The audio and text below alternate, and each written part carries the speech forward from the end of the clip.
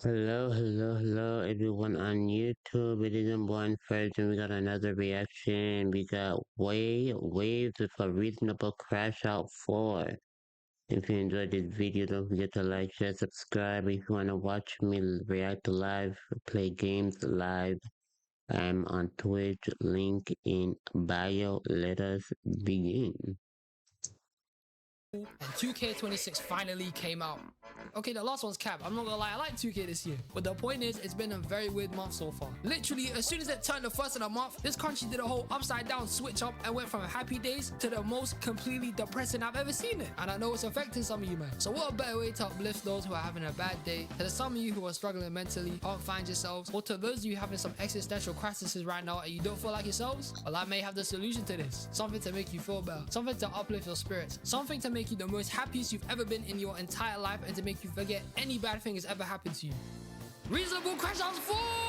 It's been a month since the last time we have spoken about some of these individuals. Therefore, it's time for us to come back to the idea and talk about some more crashouts. People who weren't wrong for what they did. Guys and girls we can sympathize with, humanize with, and understand why they did what they did. I've got some more people lined up for this video to add to the league. So without wasting any more time, let's get straight into it, man. Starting with one of the greatest anti-heroes to grace the earth. One of the coldest people to ever come out of DC. And low-key, probably the best person in the Bat family. The man I am talking about is none other than Jason Todd, aka the Red Hood. And I'm gonna keep it real here. Jason Todd is my guy. He's so cool, man. I mean, look at him. He's a dope mother. And me and him go way back too. He used to have me pulling up to bad guys and light them up like Tommy did to.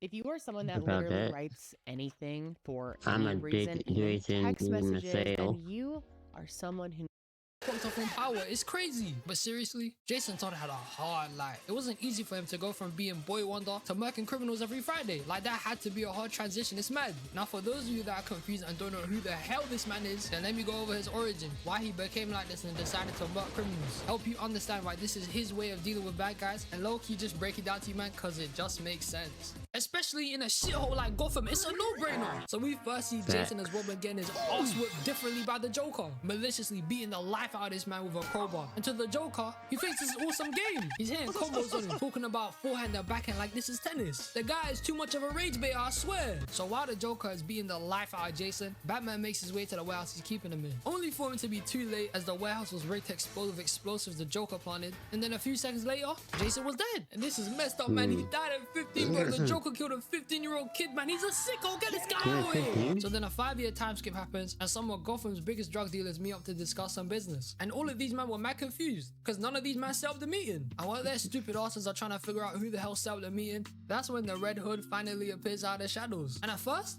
none of these men were taking him seriously until he bust out an entire AK out of his pockets and just started shooting straight up. Didn't even take him 5 seconds to pull it out. Pause. He was in there spraying. Then the Hood starts speaking to the gang members, saying he's gonna take 40% off their businesses and they can't sell to kids, otherwise he's gonna kill them. Then one of the leaders doesn't believe him on his threat, saying he's chatting a bunch of shit. So Jason does what any other proper businessman with a proper nice etiquette in a really professional and kind manner does.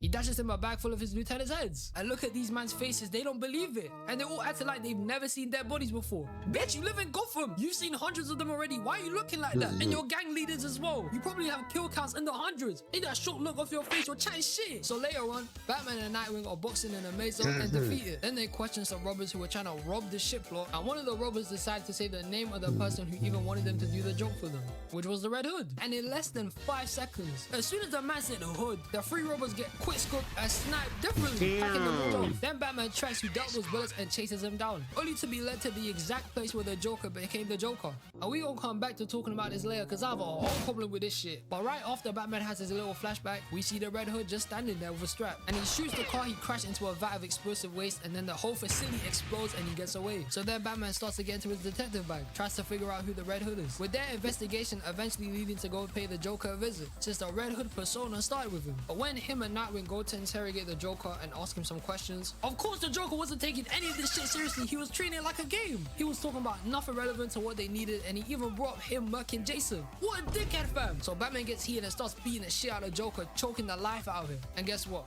He let go of him. Oh, come on, man. The opportunity is right there. This guy's evil. So a couple of minutes after this, both Batman and Red Hood over here. I'm not gonna lie. Batman be wasting his time. I'm gonna say it. This dude be wasting his damn time. Some people need to be put in the dirt, right? Cause, or you have all that money, how about you just build an impenetrable prison? Because he fights the same people every single time. Because they keep getting out of Arkham Asylum. Clearly that place ain't working for nobody. Even the therapist be fucking them up. Like, seriously, he need, like, Batman ain't helping Gotham at all as Batman. If you're being serious. And the only reason why Batman's alive is because it's a comic book. The shit these villains be doing don't make no damn sense for him to be alive still. Or even walking for that matter. I don't blame Red Hood, but you can't be out here committing crimes, bruh. Like, that's fucked up. But I get it. I get it. that Black Mask has a shipment of guns coming in. So when that whole shenanigan was about to go down, Red Hood appears, and then he jacks Black Mask's helicopter, but Batman and Nightwing were there to stop him. So they shoot some sort of EMP grappler at the helicopter, and then the Red Hood is just like, I bet I'ma crash this shit. So Red Hood dashes the helicopter off the side of the building and tries to crash it to escape, only for Batman and Nightwing to eventually stop the helicopter and chase after him. And after all of this dramatic high-speed chasing, jumping from building to building to get the guy, they don't get him. And then Batman finally realizes he did the maths, he ran the test, he figured it out after seeing the Red Hood do certain things only a trained few could do, and he found out the information he needed to find out the identity of this criminal. And it's Pickle Rick! So Batman finally put 2 and 2 together and figured out Jason is the Red Hood. And look at him, man, he can't believe it. And then he starts getting flashbacks of Jason, and look how happy they were. Beating up criminals and saving the day like 2 heroes. That's they were not amazing. the right It's like, where did Robin. it go wrong, man? Where did it go wrong? But then Black Mask is getting pressed because the Red Hood is messing with his business. So he sends people from his organization to track down and murk the gang leaders the Red Hood is working with to draw him out. And then as soon as he shows his face, 4 highly trained tech assassins just pull out of nowhere to jump the guy. And I'm gonna put my hands up here. For a 1v4, he was backing himself and he was smoking up. But then he still got his ass beat. And as soon as he was about to get packed off, Batman comes in and now it's a 2v4. And these men smoked up. Giving this work to the assassins, they were beating the shit out of them. So at the end, when Batman and Red Hood are done with 3 of the assassins, one of them shoots a laser straight at Batman, and then Red Hood moves in front of him, taking the hit from him. Then the same guy tried to hold him in a hostage situation, so the Hood just backs out a taser, uses it on him where his laser is, and it full on kills him. Batman couldn't believe this shit. He picked this guy off right in front of him. Then he starts talking to him, saying he can help him out, fix him. And then Red Hood just airs him and disappears. And as the movie goes on, a bunch of shenanigans goes down. Red Hood tries to kill Black Mask. Batman looks more into Jason's death and eventually meets up with Ra's al Ghul to speak about it. And then Black Mask breaks the Joker out of jail and recruits him. For him to snake him, kidnap a bunch of people including him and his assistant, and pour a bunch of gasoline on them to try and burn them alive. But that's on Black Mask. Why would you trust the Joker? This guy's an idiot. Then the Hood shows up, and this is where we hear one of the most genius setups ever done. See, Red Hood the whole time throughout the entire movie wanted to get Black Mask so desperate, it would cut a deal with the Joker freeing him from Arkham. Which means all the bullshit from working with the top crime bosses to stealing and messing with Black Mask shipments, even trying to kill him, was all a setup so Red Hood could get to the Joker. And it was genius. 10 out of 10 performance. He played them, man. He played them. So now the Red Hood finally has the Joker, and he then asks Batman to meet him in Crime Alley. And you already know from this, it's about to go down. Batman and Red Hood face off without their masks, and we can finally see Jason. These men still go on to keep boxing and eventually break back into the same room where the Joker is. And then we get one of the most serious yet understandable conversations in superhero history. Jason then goes on to say he forgives Batman for not saving him, but doesn't understand why he let the Joker live, and he doesn't care about anybody else. He just didn't get why the clown was still alive. And this is where it started making sense. I would agree and say Jason was tweaking with how he was going about getting to the Joker. Maybe it could have been handled in a different way. But the fact that it was all a plan to get at the worst person in Gotham City, I stand by it. The Joker should not be breathing. It's like the longer he's alive, the more people die. And if we're honest, that's on Batman. You let loose like a fat ass penguin, a big wrestler, a crocodile man, a flower lady, and a flipping clown into some shit prison, and then as soon as they come out, hey, how about you? You wanna play me one-on-one? Let's go. That's why he can never retire. They You murk know these people. niggas Then are instead gonna of get dealing out with the again. problem, you send them back to jail again. What you do, bro? End them. The Joker out of every criminal in Gotham shouldn't even be there no more. He should have been packed. Batman's villains are actual sickos. Half of these men are a bunch of mob bosses who pull a bunch of murders, sell drugs, and do a bunch of shady shit time and time again. And logically, taking them out would be more beneficial for the safety of everyone, rather than letting them live for your peace of mind. Gotham is already some giant crime ridden city anyway, but the Joker makes it 10 times worse. And he has no motive. He's just a hater. He does this shit for fun. He's Jason not even only a wanted the Joker supervillain. gone. The whole crap he pulled in the movie He was got to no get at him. powers. And when he finally had He him and just asked Batman crazy. why he couldn't do it, Batman started speaking, saying it would make me just as bad as him. Bitch, no it wouldn't, not even close. The Joker is a maniac, he's pure evil. And there's no reasoning with him too, he'll still go back to killing. And Batman, you beat the shit out of people anyway, why not just finish the job? Look at it this way, preventing some of these men from walking tomorrow means that Gotham will have brighter and happier days in the future. The place is already cooked. Leaving the Joker alive is more of a crime than ending him, let's be honest here. Jason just wanted to understand why Batman would keep one of Gotham's most notorious crime bosses who consistently every year goes back to back in an all-time killer record still live. And him bugging over the fact that Batman wouldn't kill him, or even calling him out on how he didn't want to kill the Joker at all, is facts. I stand with him on this, because it's not even about it going against his morals and how Batman thinks he would stoop down to being just as bad as Joker if he took This him out. dude But it's would more so kill about how the Joker Superman in will a always kill again. There's no heartbeat if he changing that. went Leaving somebody evil, like but this to go every and single live almost nigga freely, he because got let's in be honest here, Gotham every person breaks out of I Arkham eventually. That place like, is are shit, you man. serious? And the Joker would just go straight back to killing more and more people. So by letting this guy see the light of day again, Batman's indirectly This caused is the so much same death dude in this who man. has And this guy definitely has one of the death biggest passes out of all plan for superheroes to every kill this member guy. of the 1 Justice million League. percent, bro. End this man. And in conclusion, shoot him, bro. Now on to our second candidate for this video. We have one of the most infamous, legendary Transformers of all time. The leader of the Decepticons, D16, also known as Megatron. So previously in Reasonable Crashouts 2, I did talk about Optimus Prime, saying he was valid because every Decepticon will also come for his people and they ended his life. So him getting onto the Decepticons and killing them made sense. However, D16?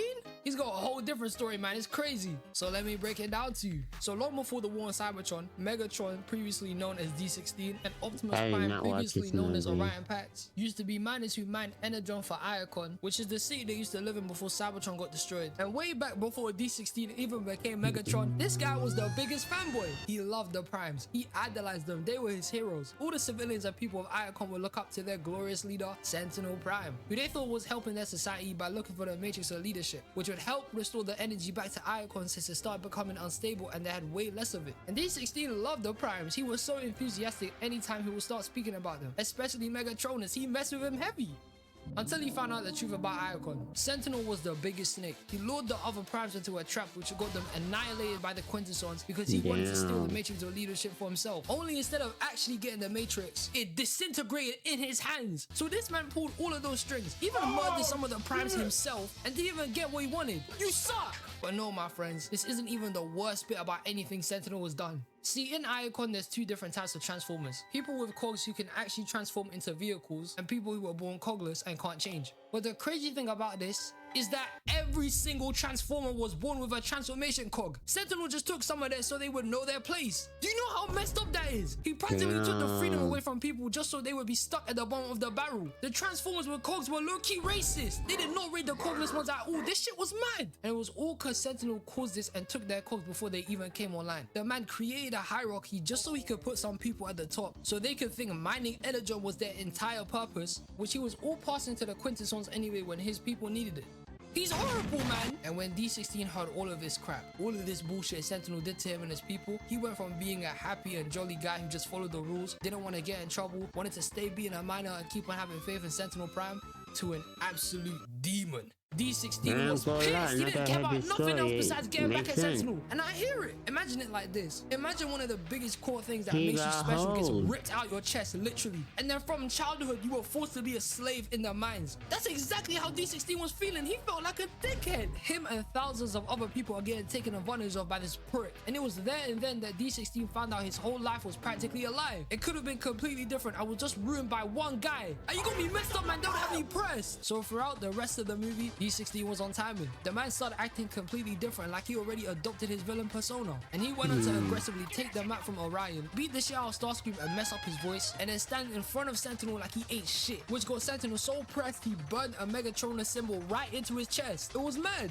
Then Orion and the rest of the man then pull up to save B and D16. They reveal the truth to the rest of Icon, and then D16 gets to throwing down with Sentinel. He's almost about to kill him. Then Orion jumps in tweaking, saying, "What the hell are you doing, bro? This was not the plan." And they go on arguing with one another since D16 wants to kill Sentinel. And the next scene here broke my heart. D16 shoots at Sentinel for Orion to jump in front of it again. Half his body dismantled. And now D16 is holding him off the side of a building. And he's upset. He's pressed himself for shooting his best friend, his Nakama, his guy, his rider. And then he lets go of him, dropping him into the abyss. And this is where we get the divide between two friends. D16 annihilates Sentinel and rips him in half, stealing his core. While Orion Pax falls further into Cybertron and is pulled by the life force of the planet itself. And in the life force, all the past Primes speak to him, saying that Primus has deemed him worthy of the matrix of leadership. While on the surface, D16 puts Megatronus' core in his chest and becomes the infamous villain we all know, Megatron. And Orion Pax takes the matrix of leadership and becomes one of the greatest, coldest people of the decade, Optimus Prime. So now Optimus Prime flies straight to the surface and he has a final battle against Megatron. And this fight was one of the sickest fights you could ever see. They would transform in mid-fight, being the brace of each other, and wait a minute,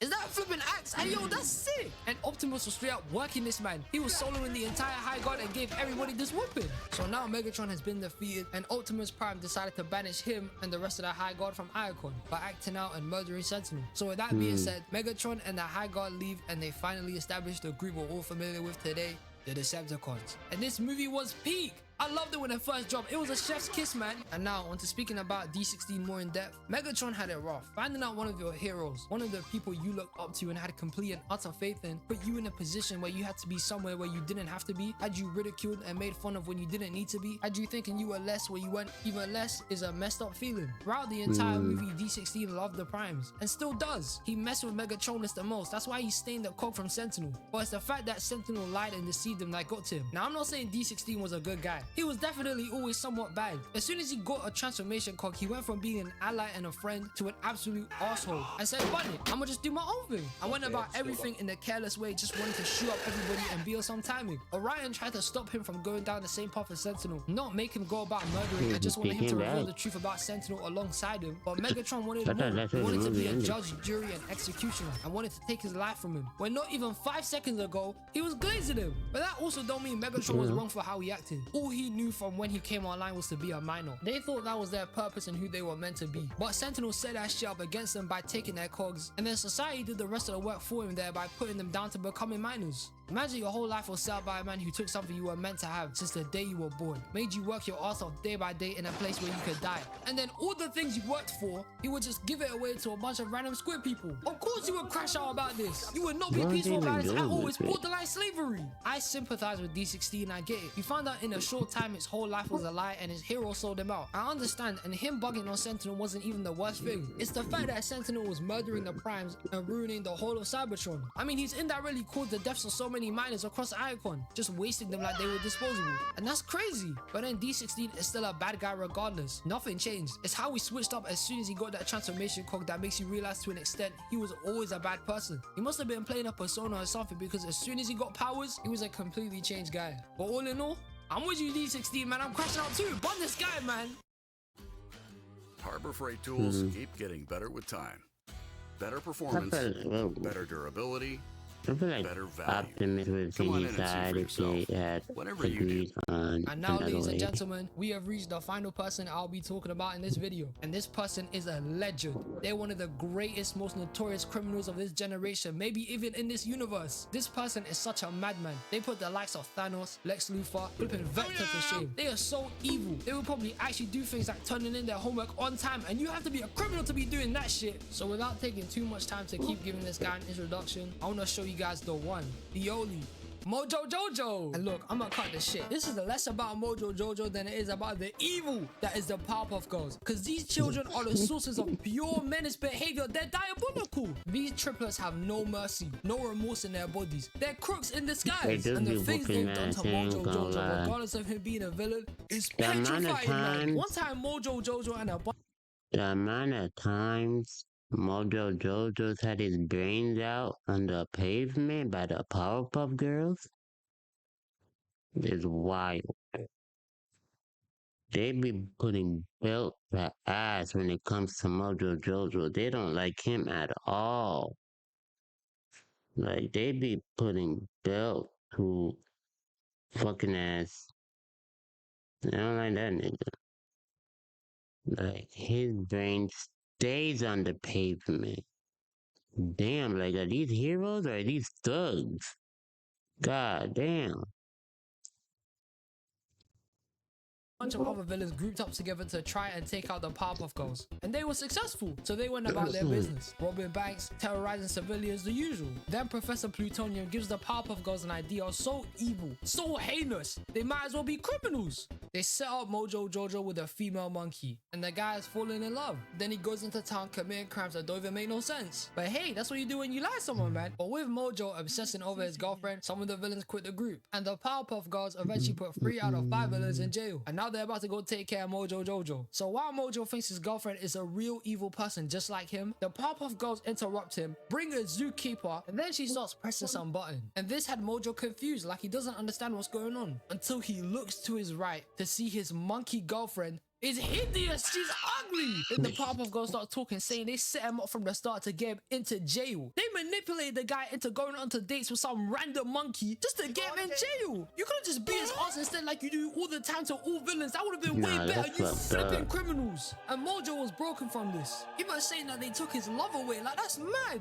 And the Powerpuff Girls didn't care, man. They're sick. In another episode, the girls get addicted to sweets they would get from the mayor every time they would save Townsville. And because there was no crime going on, they decided to go hire Mojo to mess up the town so they would get some more candy and break him out to repeat this shit daily. So the Powerpuff Girls, the heroes of the show, were hiring the main bad guy to mash up the city, probably killing people in the process because they wanted to eat sweets. What? They're crazy. So one day the girls saved the city and now they're in the mayor's office wanting some candy, until Mojo stole their candy. So they flew at max speed and crashed into the prison, and as soon as they saw Mojo with a giant jar of sweets, these guys let out some Super Saiyan War and start beating the life out of Mojo. They were punching him so bad the screen was going white. And look how they left him. Look at him, bro, he looks dead. And this was over sweets. They hired the guy to go terrorize the city, destroy buildings, make people cower in fear because they wanted to eat sweets. And then look what they did to Mojo. This man is packed. It's crazy. And you know, as much as Mojo may be going around doing some villain business and probably doing a lot of heinous shit throughout the entire show, it's not Mojo's fault why he's like this. It's Professor Utonium's fault. The guy created him. Before Mojo was a villain, he was just a monkey. He didn't know any better. He was probably running around doing some stupid shit. Then Mojo, before he had any conscience, pushes the Professor into Chemical X whilst he was making the perfect girl formula, which in turn created the Powerpuff Girls. And as soon as these men were born, he completely neglected and forgot about Mojo. He didn't care about him anymore. He tossed him aside for the girls and didn't even remember he existed. Professor Utonium put a flipping monkey in a lab surrounded by chemicals. They was probably too stupid to tell the difference between two colors. And then just forgot about Mojo, which in turn turned him into the supervillain that we all know today. No wonder he bugged out, he was forgotten. Mojo is a villain because of another man's mistake. Even though he's way smart now and chooses to be a villain and terrorizes Townsville, it still doesn't change the fact that Professor Utonium left him in a lab full of chemicals. So either way here, it ain't Mojo's fault, man. He's valid for it. And if it were me, I'm crashing out on the Powerpuff Girls, man. They're twisted, they're evil. But hey, these were some more crash outs I had to add to the roster. If you guys disagree with any of the explanations I gave or got any more crash outs I haven't mentioned in this video, let me know in the comments below. I appreciate all you, man. Have a great day and I'll see you in the next one. Bye! Alright, that was another great video. Don't forget to like, share, subscribe on YouTube, and follow the Twitch if you want to see me live. Play games live, want to chat live. Oh, we live, baby. So yeah, I'll see you guys soon, and check out all the other content I have on the channel, and peace.